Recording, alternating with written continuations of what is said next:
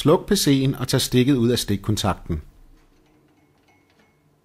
Brug en stjerneskruetrækker og fjern skruerne på bagsiden. På nogle kabinetter sidder der i stedet fingerskruer eller små clips, som skal løsnes. Fjern begge sider af kabinettet. Den nye harddisk skal i første omgang fungere som en ekstra disk. Derfor skal jumperen indstilles til slave bag på disken. På selve harddisken sidder et klistermærke, som viser, hvordan jumperen stilles korrekt. Placer harddisken i en ledig ramme i kabinettet. Det er ikke nødvendigt at skrue den fast, så længe den kun skal sidde midlertidigt på pladsen. Tilslut først IDE-kablet bag på harddisken. Bagefter sættes det firebenede strømstik i disken ved siden af IDE-kablet. Vent med at skrue kabinettets sider på, men tilslut de nødvendige kabler og tænd for PC'en. Den gamle harddisk med Windows kan nu kopieres over på den nye.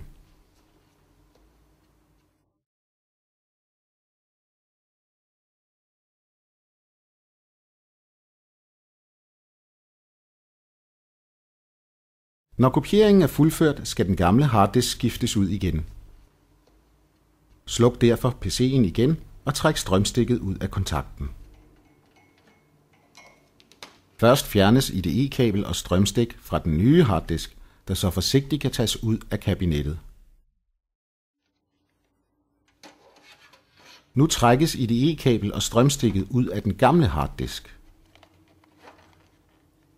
For at fjerne disken fra kabinettet, løsnes de to stjerneskruer i hver side af rammen, der holder disken på plads.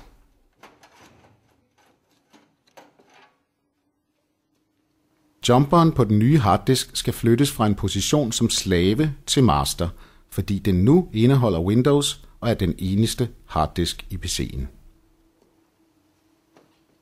Harddisken sættes ind i kabinettet, hvor den gamle sad, og skrues herefter fast i rammen med to skruer i hver side.